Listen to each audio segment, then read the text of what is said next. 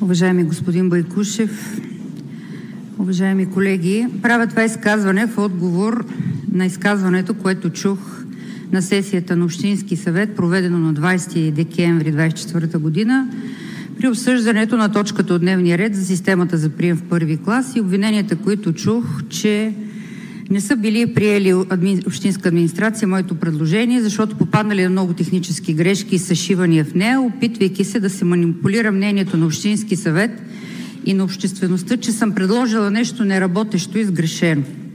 Тук съм да заявя, че това не е така и се надявам точно кмета, който присъства в момента, и екипа му да разберат думите, които отправям.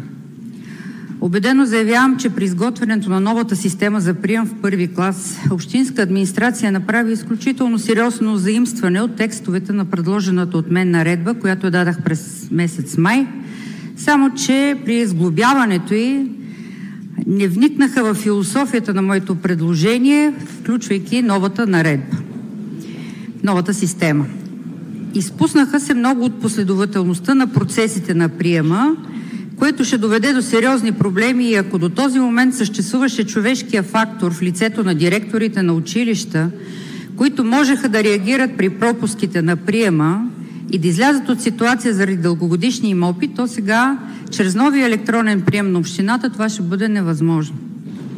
И вместо Общинска администрация, в частност отдел образование, да търсят грешките в предложението ми от месец май, трябваше да си поставят друга една цел. Осмислена на това, което им се предлага. Извинявайте, госпожо Лева. Само, колеги, моля за тишина. Не сме приключили. Благодаря ви. Трябваше да си поставят друга цел администрацията, когато им се предлага нещо на готово, да се опитат да го приложат по най-добрия начин и да направят наистина нещо работещо за общината.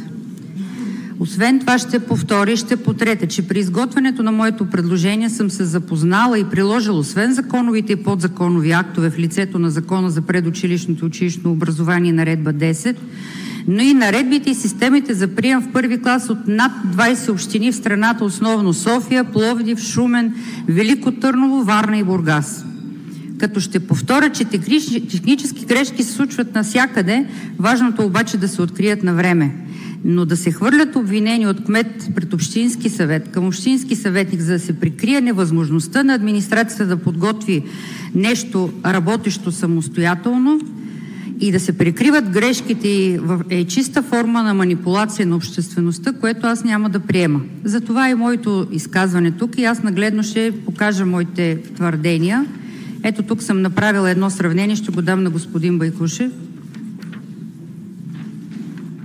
Същото това ще го изпратя и на вас по имейлите.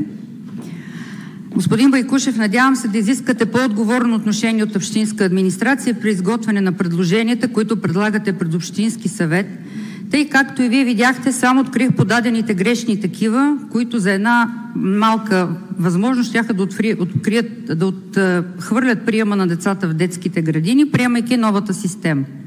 Доверявайки се на информацията, която ви дадаха на сесията на 20 декември, нападайки ме без да проверите направените и направихте изказване срещу общински съветник, позволил си да изгуби 2 месеца в подготовката на тази наредба, предлагайки ви добри работещи решения и практики от страната, съвсем сам, за разлика от немалките екипи в общината от специалисти и юристи, подготвили системата, които това трябваше да го свършат без външна намеса. Ще повторя, грешно ви бе подадена информацията от отдел образование на тази сесия и в примери това, което дадах на господин Байкушев, в изказването се коментира член 31 от наредбата, който касае един текст, който ще ви предложа да го погледнете, където технически е останало едно член 5 алинея 4 и кмета на самата сесия потвърди, че това нещо е било проверено и голямата грешка, която съм направила, че текстът е взет от наредбата на община